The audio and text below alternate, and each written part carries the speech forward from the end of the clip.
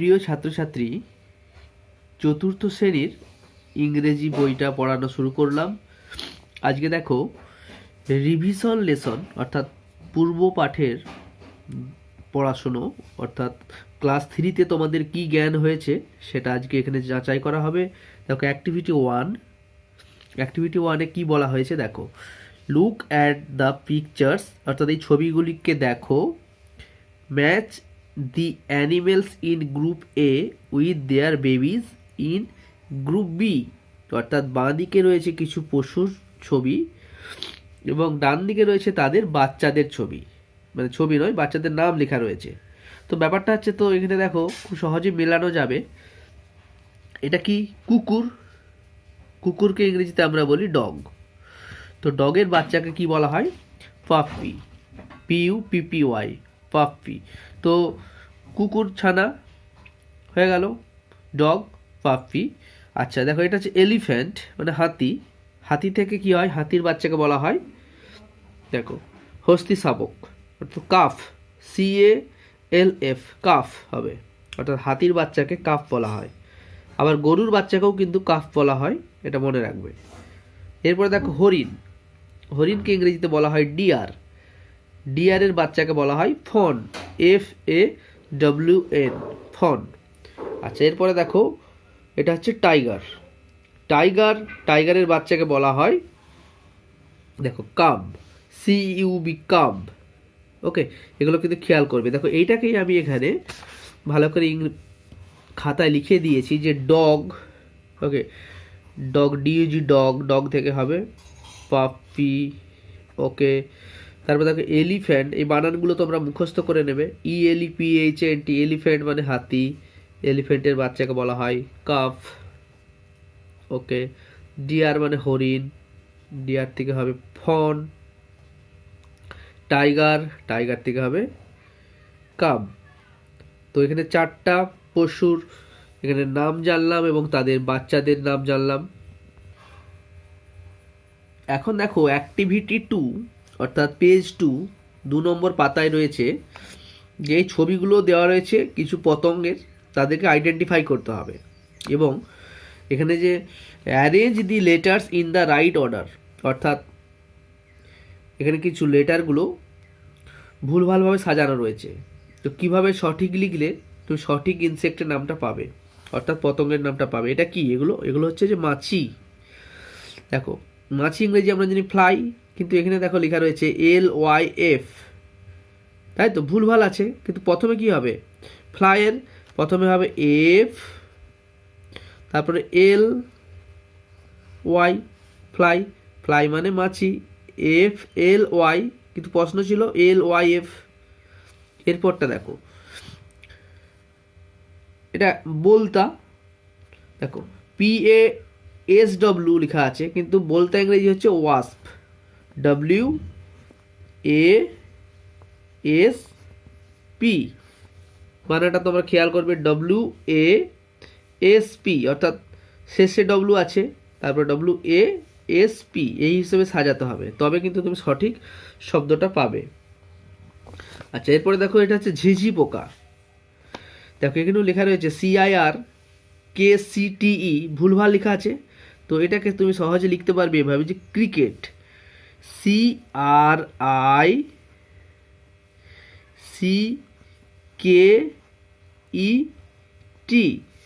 Cricket মানে হচ্ছে যে ঝিঝি পোকা। এটাকে আমি একটু খাতায় ভালো করে লিখে দিচ্ছি। দেখো ওখানে একটু জাস্ট আমি এটা পুরনো বই বলে অনেকে আগে লিখে রেখেছিল।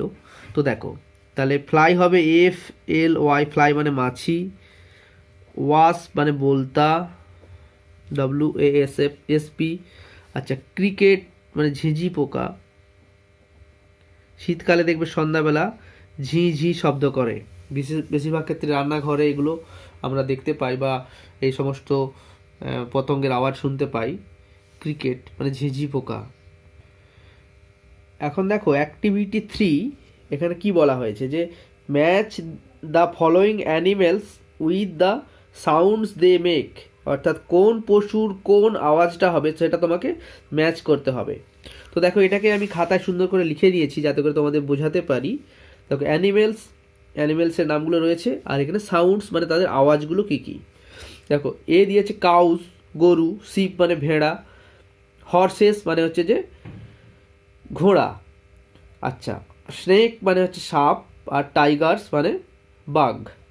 তো দেখো নে মানে হচ্ছে যে ঘোড়ার আওয়াজকে নে বলা হয়, রোর মানে হচ্ছে গর্জন, ঠিক আছে, বাঘের আওয়াজ হচ্ছে গর্জন করা।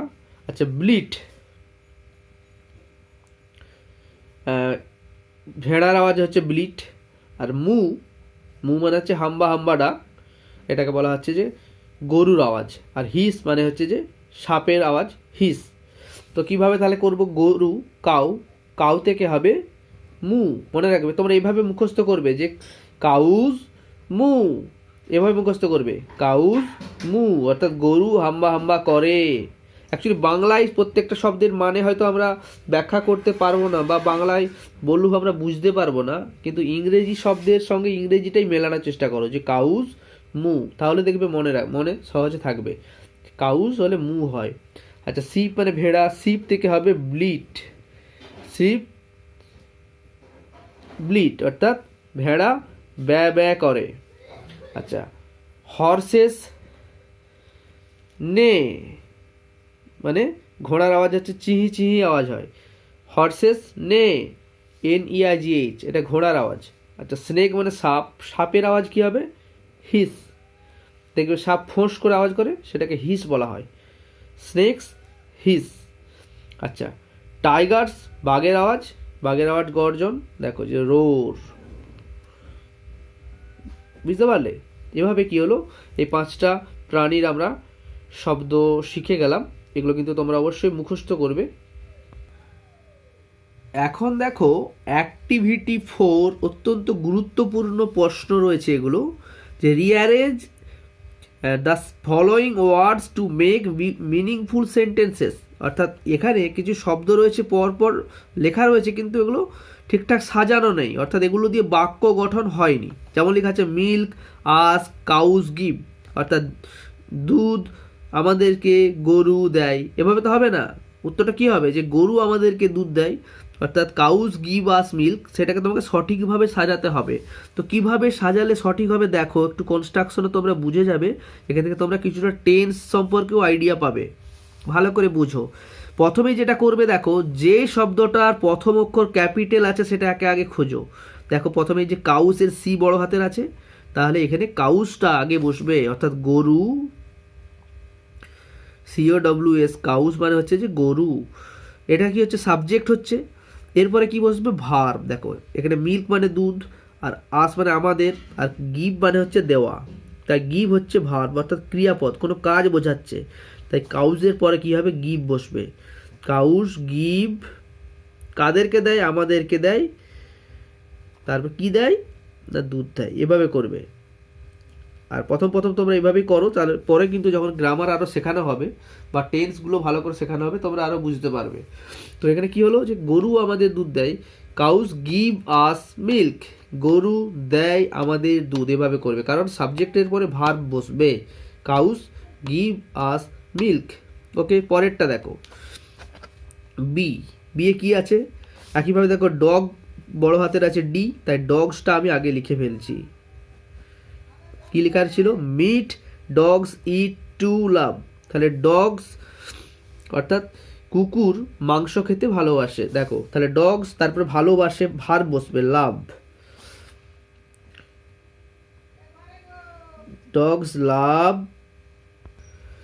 তাহলে ডগস লাভ অর্থাৎ কুকুর ভালোবাসে, কুকুর কি ভালোবাসে, দেখো টু ইট হবে এখানে, খেতে ভালোবাসে, খেতে ইংরেজি হচ্ছে টু ইট, লক্ষ্য করো, তাহলে ডগস লাভ টু ইট, কুকুর ভালোবাসে খেতে, এভাবে কিন্তু বুঝে বুঝে করবে, dogs love to it meet, অর্থাৎ কি খেতে ভালোবাসে, না মাংস খেতে ভালোবাসে।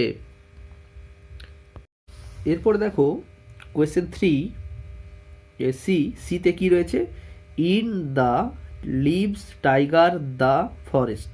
তো আমরা ঘাবড়ে যাব যে কোনটা তাহলে কখন বসবে। প্রথমেই খেয়াল করবে যে যেটা বড় হাতে রয়েছে ক্যাপিটাল, দেখো এখানে টি বড় ক্যাপিটাল আছে, তার মানে এটা আগে বসবে। এটা প্রথম কাজ, এটা আগে লিখে ফেলবে সবসময়। তো তো এখানে কি বোঝাতে চাইছে দেখো, in the lives tiger the forest, অর্থাৎ বাঘ জঙ্গলে বাস করে, এটা বোঝাচ্ছে। কারণ জঙ্গল রয়েছে, বাঘ রয়েছে, লিভ মানে বাস করা, এগুলো রয়েছে। তো তাহলে কি হবে, বাঘ জঙ্গলে বাস করে, তখন হবে দ্য টাইগার, বাঘ হয়ে গেল, দ্য টাইগার। এরপরে কি হবে, লিভস, লিভস মানে বাস করে, কোথায় বাস করে, জঙ্গলে, তখন হবে in the forest, the tiger lives in the forest. এরপরে দেখো D, zebras we see in, zebra see in we African the forest, অর্থাৎ আমরা আফ্রিকার জঙ্গলে জেব্রা দেখতে পাই। দেখো প্রথমে উই ক্যাপিটাল আছে এটা, তাহলে উই আগে বসে যাবে, অর্থাৎ আমরা দেখতে পাই জেব্রা আফ্রিকার জঙ্গলে, এভাবে করবে। তাহলে উই সি, উই এর পর সাবজেক্টের পর ভার্ব দেব, আমরা দেখি, কি দেখি, উই সি জেব্রাস, আমরা জেব্রা দেখি কোথায়, আফ্রিকার জঙ্গলে। ইন দা কোনো একটা জায়গা বোঝালে আমরা ইন ব্যবহার করি, কোথায়, যেমন ইন দা ফরেস্ট মানে জঙ্গলে, আর এটা হচ্ছে আফ্রিকার জঙ্গলে, তাহলে ইন দা বা ইন দি হবে এখানে, African, in the African forest, অর্থাৎ আফ্রিকার জঙ্গলে আমরা জেব্রা দেখি। We see zebras in the African forest.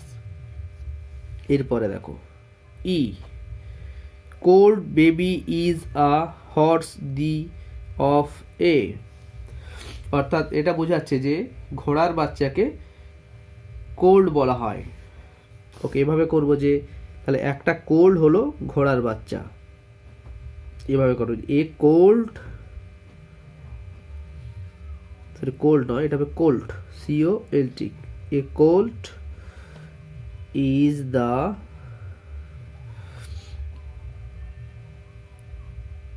Baby of a horse, a colt is the baby of a horse, অর্থাৎ কোল্ট হলো ঘোড়ার বাচ্চা। এরপর দেখো অ্যাক্টিভিটি 5, এখানে বলা হচ্ছে মেল ফিমেল ম্যাচ করাতে হবে, অর্থাৎ পুরুষ হলে কি হবে, স্ত্রী হলে কি হবে, এই হিসেবে তোমাকে সাজাতে হবে। এটাকেই দেখো এখানে আমি খাতায় লিখে নিয়েছি যাতে করে তোমরা সহজে বুঝতে পারো। দেখো এখানে হেল্প বক্স থেকে তুমি উত্তরটা নিতে পারো। দেখো প্রথমে বলছি, দেখো স্ট্যাগ, স্ট্যাগ মানে হচ্ছে যে পুরুষ হরিণ, আচ্ছা হাইন্ড মানে হচ্ছে যে মেয়ে হরিণ, অর্থাৎ পুরুষ হরিণ হলে হবে স্ট্যাগ, আর স্ত্রী হরিণ হলে হবে হাইন্ড, মনে রাখবে। টাইগার মানে বাঘ, টাইগার থেকে হবে দেখো টাইগ্রেস, এখানে রয়েছে টাইগ্রেস, তোমাকে লিখতে হবে এখানে টাইগ্রেস মানে বাঘিনী। আচ্ছা মেয়ার, এই মেয়ারি, মেয়ার মানে হচ্ছে যে মেয়ে ঘোড়া বা ঘোটকি, তো এটাকে হবে হর্স, হর্স থেকে হবে মেয়ার। ডগ মানে কুকুর, মেয়ে কুকুরকে ইংরেজিতে বলা হয় বিচ, BITCH, বিচ মানে কুকুরি, ডগ বিচ। আর ভিক্সেন রয়েছে, ভিক্সেন থেকে হবে ফক্স, খ্যাক্সিয়াল, খ্যাক্সিয়ালিনি।